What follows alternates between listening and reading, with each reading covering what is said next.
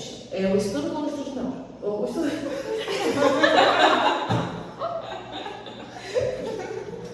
Aí eu vi, não.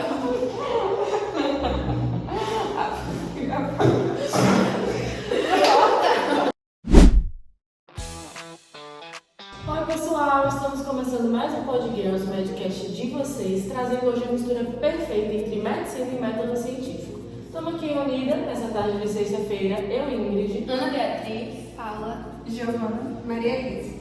e o assunto de hoje é um assunto muito simples, mas também muito útil, que é o estudo transversal.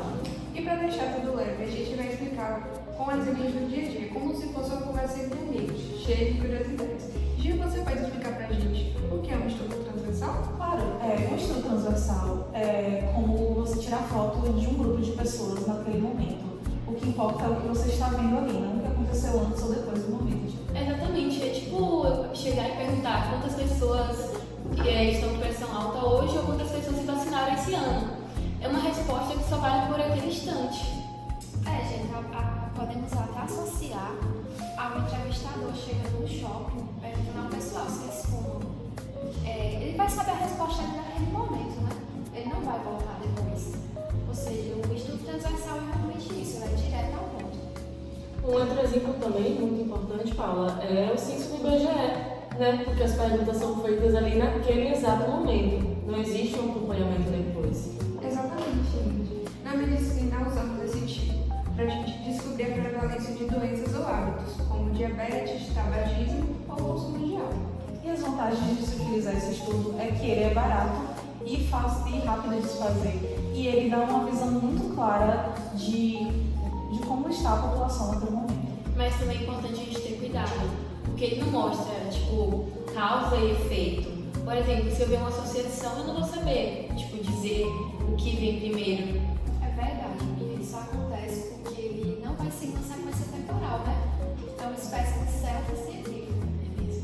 A gente consegue também comparar com o estudo longitudinal, né? Porque o estudo longitudinal, ele tem uma linha cronológica, ele tem um início, um meio e um fim, como uma série, num filme, é muito diferente ali no estudo transversal.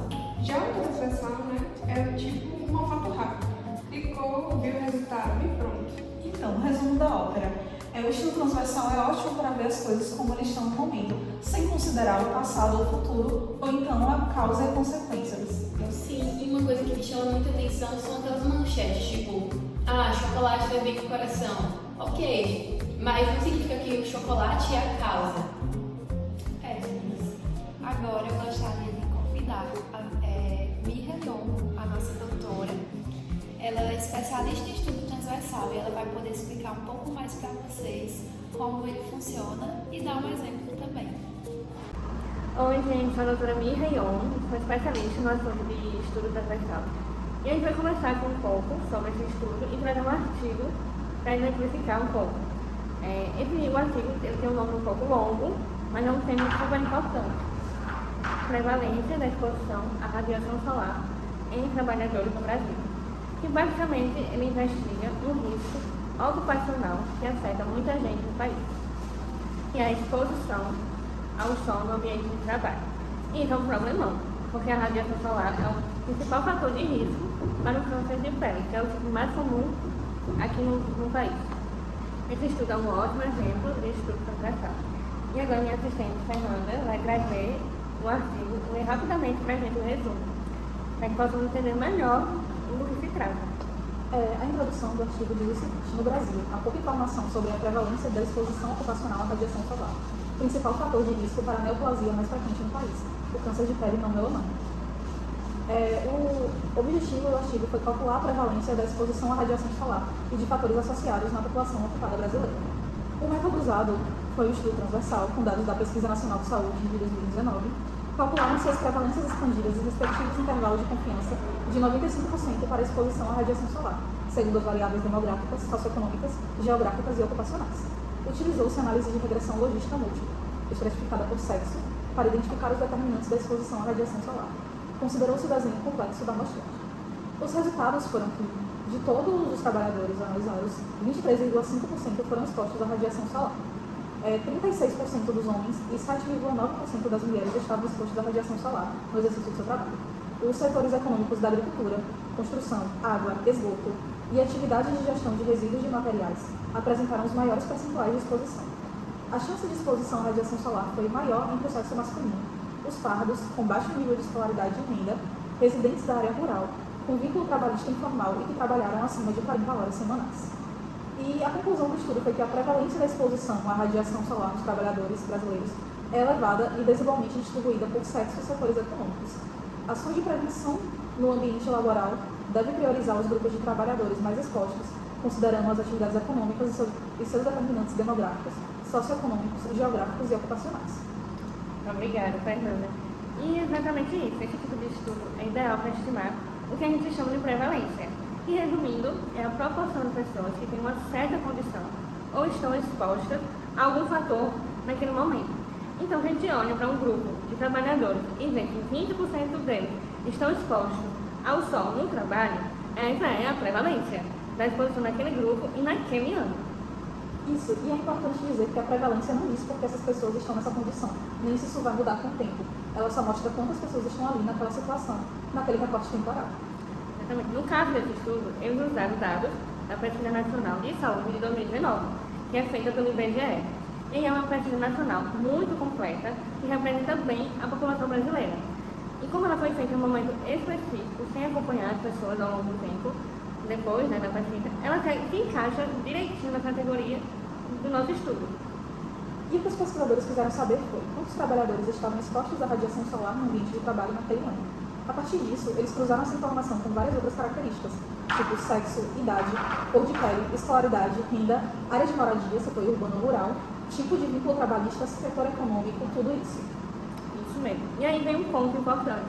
Como tudo foi analisado ao mesmo tempo, a gente consegue observar padrões e desigualdades.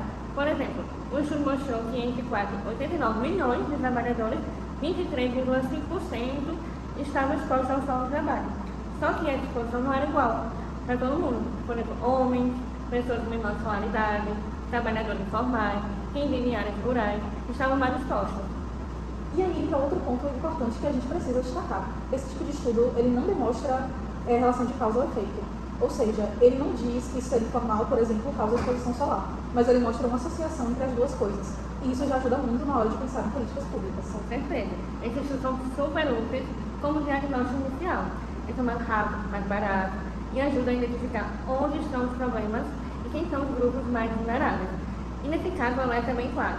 Milhões de brasileiros estão se expondo ao sol. É isso, gente. Essa foi a análise que eu trouxe para a Fernanda Assistente sobre esse estudo tão importante. Obrigada pela atenção. E agora, para concluir a nossa participação, fica com a animação que eu trouxe para entender de forma mais lúdica e dinâmica todo esse contexto. Até a próxima e obrigada, meninas, pelo convite. Que tal se hoje a gente aprender sobre o estudo transversal de um jeito prático, rápido e divertido? Vem cá que eu vou te contar uma história. Era uma manhã ensolarada em um bairro cheio de vida. Na escola do bairro havia um jardim encantado, onde várias crianças brincavam alegremente.